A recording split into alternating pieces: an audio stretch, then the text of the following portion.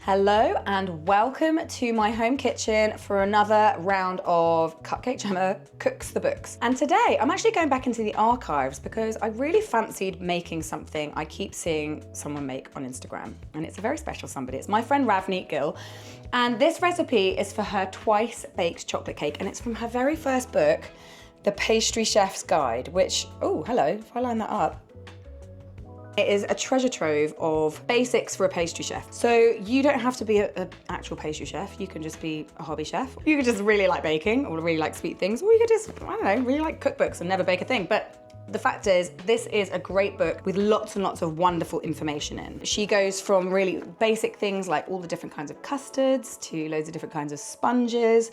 And this cake, the twice baked chocolate cake, I keep seeing her bake it on her Instagram. So she obviously loves it a lot because it keeps kind of popping up. She keeps making it for people. She's never made it for me, just saying. But anyway, it doesn't matter because I'm gonna give it a go myself in my own kitchen. And I'm imagining, based on the pictures on her Instagram, it's a little bit like a sort of spongy base with a sort of moussey top, but you use the same batter, so it's really clever. And she developed it when she was working at St. John restaurant, and she was a pastry chef there. And I'm gonna give it a go because it looks delicious. I fancy something chocolatey. It's kind of cold outside. A cool autumnal day. Here we go. So the first thing I'm going to do, well, the first thing I have done is I've got my oven preheated to 170 degrees C, and that is a fan assisted oven. So if you don't have a fan, that'll be like 190 or something. No, I'll check the book. That's correct. Or 375 degrees Fahrenheit, if you're that way inclined. And the other thing I did was I greased and lined a springform pan. So this is an 8-inch springform.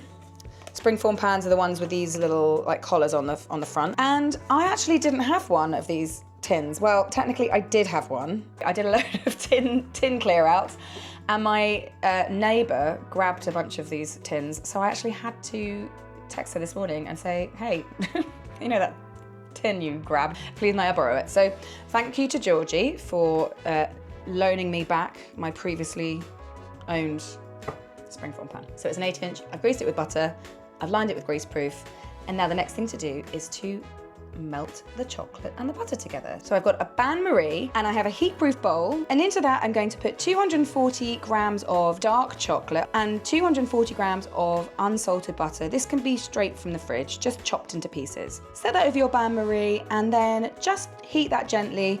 Give it a stir every now and then just to melt those bits and bobs together. And when it's all combined, take it off the heat and leave it to cool slightly. So my chocolate and butter mixture is cooling down over here. It's lovely and smooth and it smells really good. So now we need to get on with making the batter. Now this is a flourless cake, so accidentally gluten-free, which is great. The next thing we're gonna do is separate some eggs because this is gonna be a case of whipping your egg yolks and sugar and your egg whites and sugar, folding them together, adding some cocoa. It's gonna be great. So I have 7 large free-range eggs here, and I'm gonna start by separating them into some bowls.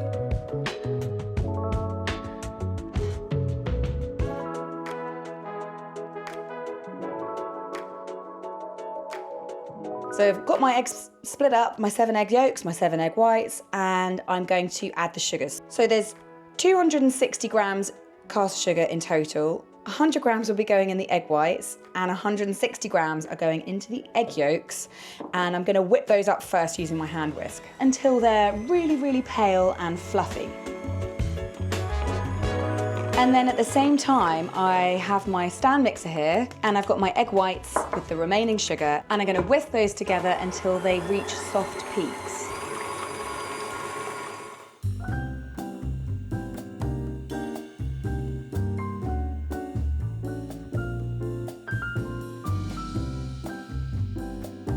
Now I've transferred my chocolate mixture to a bigger bowl just because I didn't think that little metal number could handle all of this mixture. And first of all, I'm going to pour the yolk mixture into the chocolate and just stir that together. Once that's all combined, you need to add your egg whites. So I'm gonna do this in 3 stages, folding each addition really carefully, just using gentle movements and my sharp rubber spatula. Or you could do this with a metal spoon if you like.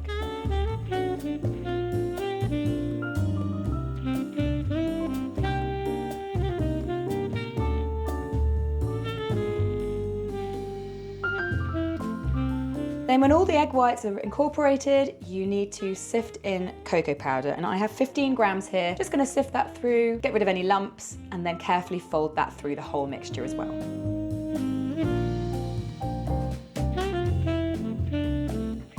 Once it's all combined and there are no obvious blobs of white meringue or dusty cocoa powder, you can grab your springform pan. Now, the important thing to remember is don't go into autopilot and dump the whole lot in, because you're going to put half of this batter in. Level it out a little bit, and then you need to bake that section of the cake for 45 minutes at 170 degrees C fan.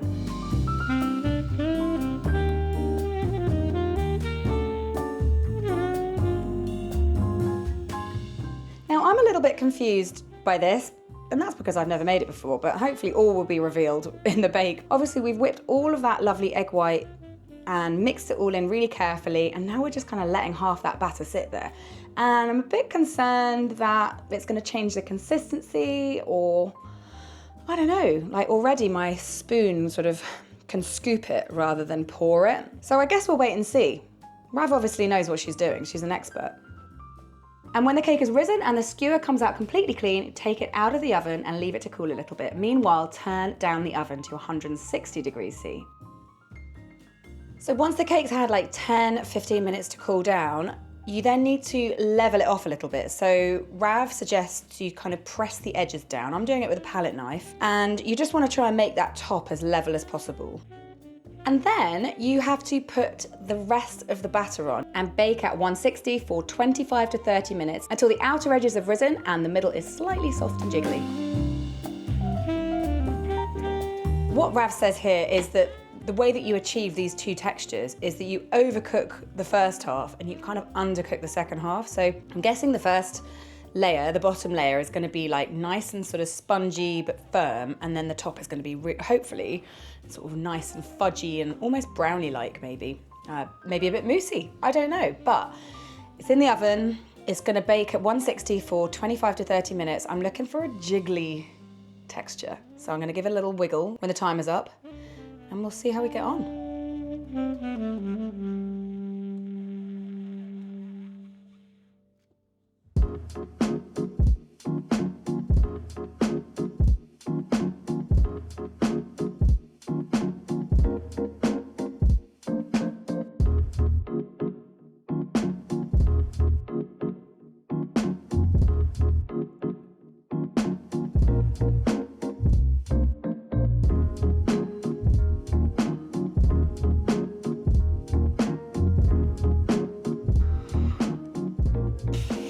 Look at that. It is squishy and moussey, and maybe I slightly underdid it. I did actually take it out a couple of minutes early because I was just a bit paranoid that I wouldn't get that sort of fudginess, but I think this looks pretty good.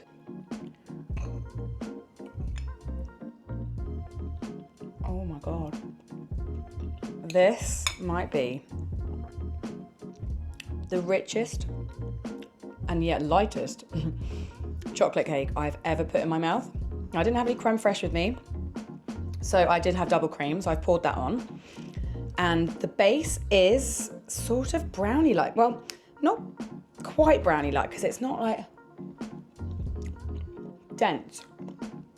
It's really light, because there's obviously no flour in there. It's just eggs, sugar, chocolate and cocoa and butter. So while this is super rich because of all that wonderful dark chocolate we've got in there, it's really airy and light.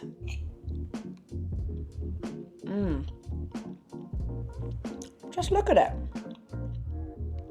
It's amazing. I love this. I can't get enough.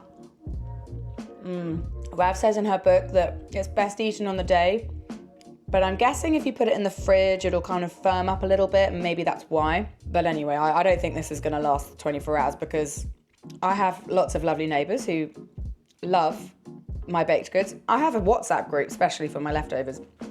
And of course, I've got to give Georgie back her tin, and it'll have a piece of this in it. So thank you, Rav. I've really enjoyed sharing this with you.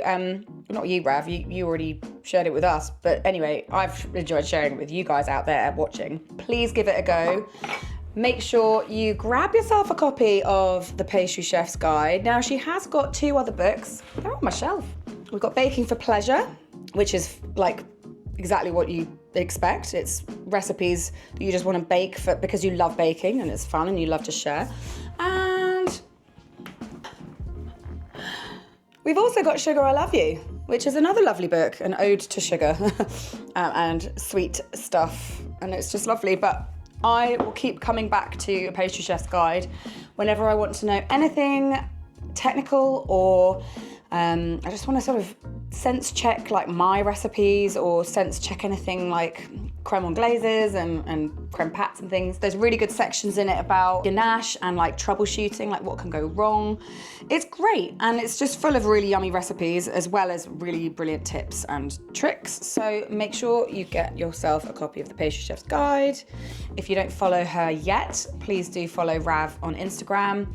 And of course, she is one of the judges on Junior Bake Off, a post which one day, maybe when she retires, they'll offer it to me. I'm just, putting it out there. If you don't know about Junior Bake Off, I don't know where you've been, hiding under a crazy bake-free rock. She is a co-judge on that, and she's brilliant. So yeah, I'm a huge fan of her, huge fan of her work, and massive fan of Junior Bake Off. And I'm also a big fan of you. Thank you so much for joining me. I've really enjoyed sharing this recipe with you. I love cooking the books at home, mainly because I get to just, make a mess, and it's my home. I don't have to worry about anyone else coming in, apart from my husband, who is just used to my mess. Anyway, I've got to go and pick up Eden from nursery. No, I've got to go and pick her up from school because she's a school child. Crazy. Anyway, thank you for joining me. I'm just waffling now, so I will see you soon. Lots of love. Bye. Sorry for my presence. No. I can definitely go away for a bit. Yeah, just go away. I'm filming. I'm going away now. Be gone. I'm going to wait for you to go because the door will shut. Alright. Have a quick wee then. That's okay.